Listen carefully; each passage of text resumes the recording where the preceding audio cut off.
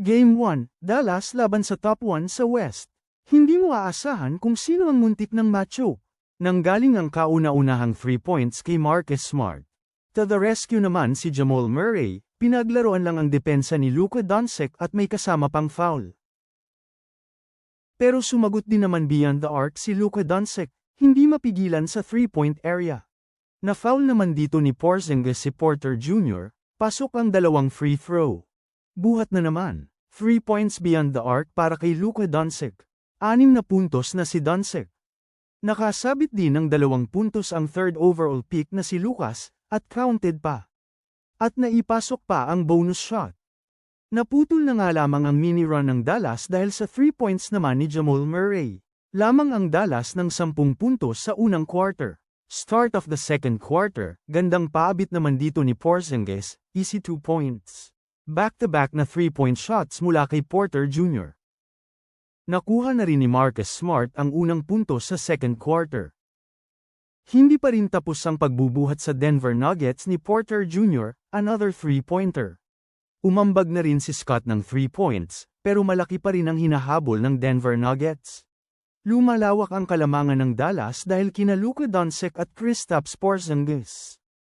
Patapos na nga ang second quarter, DeAndre Jordan, alley-oop dunk, assist ni Luka Doncic. Nabuhayan nga ang Denver Nuggets dahil sa 4-0 run nila, bumaba sa 5 ang kalamangan ng Dallas.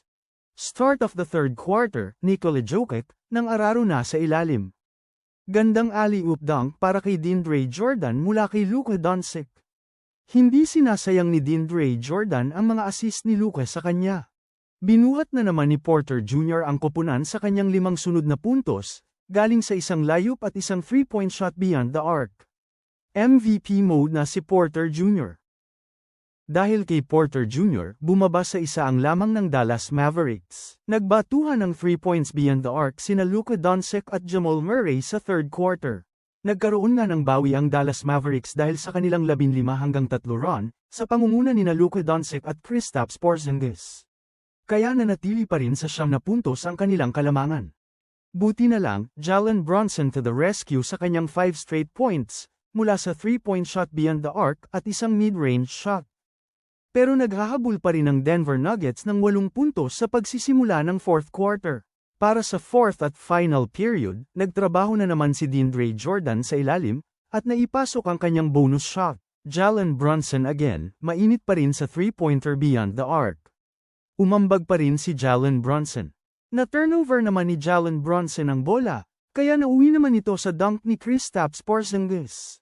Buti na lang, naipasok muli ni Jalen Brunson ang 3-point shot beyond the arc. Kumuna na rin si Luka Doncic ng 3-pointer beyond the arc. Bumaba naman sa 3 ang lamang ng Dallas dahil sa 5 straight points na nanggaling kay Jalen Brunson, easy layup ni Brunson at 3 points beyond the arc ni Porter Jr. Jalen Brunson, buhat mode na sa fourth quarter, umambag uli ng 3-pointer beyond the arc. Bumaba sa 2 ang kalamangan habang hinahabol ng Denver Nuggets. Pero si Marcus Smart, pamatay, 3 points ang binigay sa home court ng Denver.